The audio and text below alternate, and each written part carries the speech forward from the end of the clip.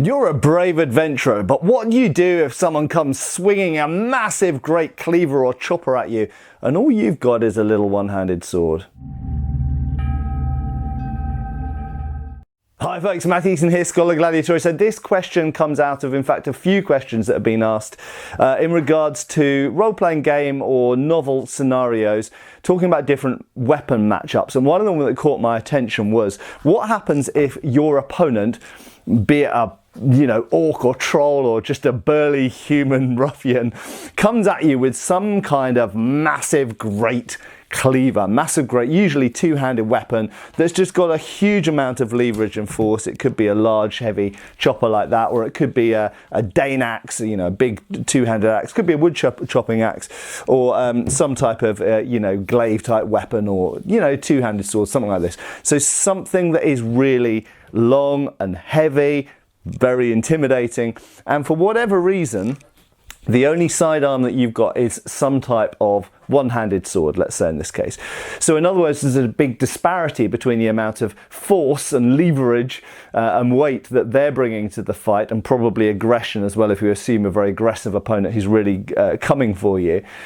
As opposed to your weapon of self-defense, which you happen to be wearing at your side, whether, not fixating on any particular, it could be an arming sword, could be a little falchion or a messer, could be something like a rapier or a side sword or saber or something like that. So any of these, this will apply to all of those. So I thought, well, I'll scribble down, and I came to 4 primary. There are lots. I mean, I could probably go into like 20 little bits of advice, but let's do 4 primary advice that I would give if I'm the sword master in the game, that I would give to the young adventurer who's going to go off and might be facing some orcs swinging massive great cleavers, or ruffians with giant axes or something. So what is my advice to them? Well, so my number 1 advice is, don't stay where you are when that swing comes, assuming you see it coming. If you don't see it coming, you're probably done for. When it comes, when it's swung at you, move. Okay, now that could be moving to getting in. I'll come to that later. It could be getting out. I'll come to that next. Or it could be moving offline. But basically, don't stay where you are. Move. Okay, try not to freeze. Try to move. Now, for most people, most of the time, the best thing to do against a direct attack coming straight at you, assuming you have the space to do it, is moving away. Okay, if you can't move offline somehow, if you can move away and offline, that's great. But if you've got, and also it will buy you time to get your sword out if your sword's not already out, and that's another consideration we have to mention here. So one of the great things about moving away is it buys you a bit of time to think, well, what the hell's going on here? Is there some part of the environment I can use? Is there somewhere I can run away to? Is my horse just there I can jump on? Can I call for help? Can I pick up something, a large stick, or throw a rock or whatever? So buying time and buying space is, generally speaking, a good idea if you're able to do it. So, and if you're not in a confined space. And obviously, if the sword is in its scabbard, then it enables you to buy time to get it out. Okay. So the first thing is move, and usually that means move away. Okay. So having moved away, what's the next piece of advice? Okay, so I'm going to come back to moving in, because that's also another very important option. But moving out or offline, which are kind of the same thing, it means moving out of range of the attack. What's the next thing to do? So now you've bought some time, but this person swinging some massive great cleaver, some massive great heavy weapon, which has got both more inertia and more reach than your weapon, is coming at you, and they clearly want to cave in your skull. What do you do? Okay, well, the first thing you can do if you want to keep distance and keep buying time is keep distance and don't engage. Okay, so keep moving away. Now, one of the disadvantages of these types of heavy and relatively cumbersome weapons, they might swing relatively quickly and with quite a lot of force, okay, and they might have extra reach. But something you can do with a one-handed sword is reach quite a long way. Okay, so one of the advantages a one-handed weapon has over a two-handed weapon is you can reach the weapon just about as far away as possible from your body while still holding onto it.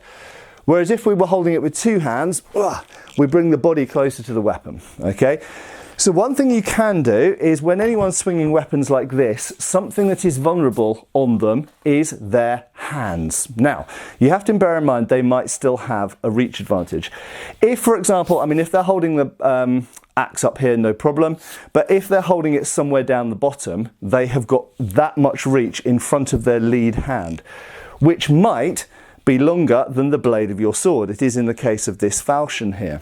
But nevertheless, by picking the right angles and moving offline, you can, at the extent of your reach with a one-handed sword, cutting right near the tip of your weapon, sometimes interpose that edge with their hands. So as Manciolino said in 1531, we offend what offends us the most. So their hands are the things holding the weapon. They're also the most extended towards you.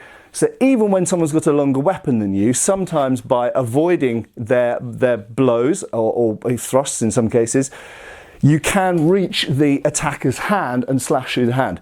If you manage to slash through the hand, clearly that's going to massively change the nature of the fight. Unless they're wearing gauntlets, if you wound their hand, they might become a much less enthusiastic or capable attacker. So point number 2 was avoid their blows at all costs and snipe whatever you can, which very often will be the hands. Now point 3 is the complete opposite of that. So remember point 1 was don't stay where you are, either get out, get in or get offline. Well, this one is the get in. Okay, so in this scenario, if someone's swinging, whether it's a Dane axe or a massive chopper of some kind, whatever, a big top heavy long reaching weapon, then there is a point at which they have to charge that weapon up for a blow. Okay, and this is a moment in which you can attack them. In other words, you're preempting their strike, or at the very least, even if they just start to strike, you're catching it early. Now, what you don't want to do, clearly when a person swings something like this with full force, is you don't, whatever you do, want to be trying to parry a blow from this kind of weapon when it's at maximum velocity, okay, when it's got the most amount of inertia in it. Horrible on your... You might be able to do it sometimes. I can certainly parry long swords one-handed, but long swords are very different to a top-heavy weapon like this. When someone's swinging something like this at you, you do not want to wait for it to reach its full speed and momentum. You want to be out of Dodge City at that point. You want to just be completely out of range, okay?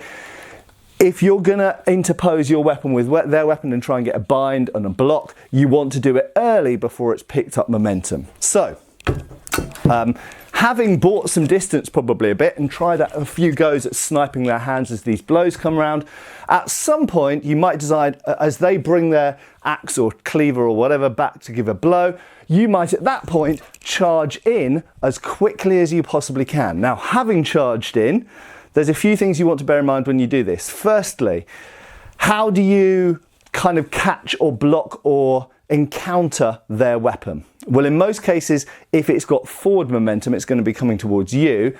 You want to catch it with the base of the blade. This is called the fort because this is the point at which you are the strongest opposing things. If things collide with your blade up here, that's called your weak or your foible. And that is weak because it's the end of the lever. The base of the lever is the strongest for blocking and parrying, okay?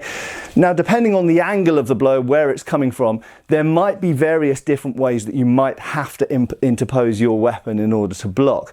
But the most preferable one, I would say, is point downwards in what we'd often call a hanging guard, parrying with the strong. If you can do that, assuming they're swinging at your head, obviously if they're swinging at your leg, I would say don't charge in because you're going to catch one in the legs.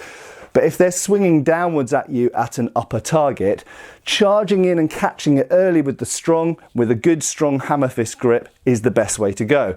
Having done that, as soon as you've crossed, grab their weapon or control their arms.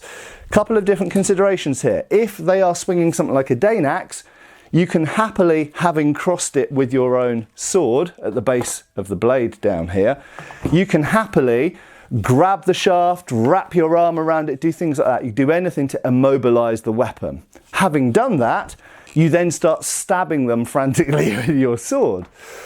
If it's a weapon that's not so easy to grab or control, for example, an edged weapon, then you might instead want to grab the grip down here, grab their main controlling arm, push their arms, push their elbow, push their hands, control bits of their body. So there are different details based on what kind of weapon they're using and exactly the type of cross, the type of, you might, for example, have caught it point up rather than point down.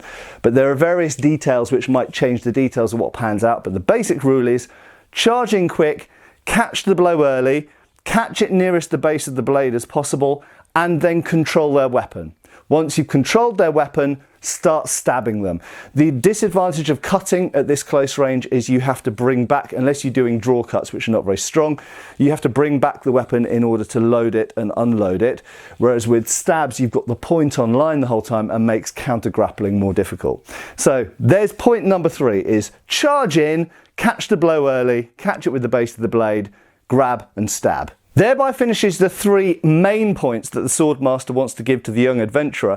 However, there is a final point I will leave you with, which is a cautionary thing, and that is when you're fighting the opponent with the long weapon, with the long shaft, watch out for their sliding hands. If they are sliding their hands up and down their shaft, then be wary of that and keep well away from them. Because what does that mean? Rather than someone just chopping like this, they have a fixed distance. As soon as the person changes where their hand is on the lead hand on the weapon, they change their distance. That means for the person who's flying around trying to snipe the hands or trying to charge in or do any of the stuff we've just talked about here, it becomes more difficult to judge distance. And judging distance, distance management is just one of the absolute key aspects of basically all armed combat, and quite a lot of unarmed combat as well. So watch out for sliding hands because they can mess with your judgment of the distance, and that applies particularly to axes. It applies less so to two-handed swords, but it can still apply to them to some degree.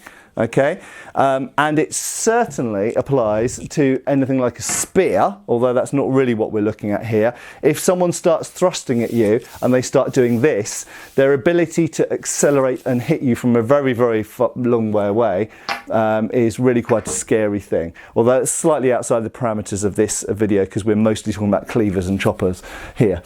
So there we go. I hope that's some useful advice as you go out into the world and seek your fortune and fight against orcs and trolls and ogres and things. When they're swinging massive great choppers and clubs and cleavers and stuff like that at you, and you're armed only with a small sidearm like a one-handed sword here, I hope that will give you some basic advice for how to deal with your opponent and stay alive. Don't take an arrow to the knee. Thanks for watching. I'll see you back on the channel really soon. Cheers, folks. Thanks for watching. We've got extra videos on Patreon. Please give our Facebook a like and subscribe if you haven't already. Cheers, folks.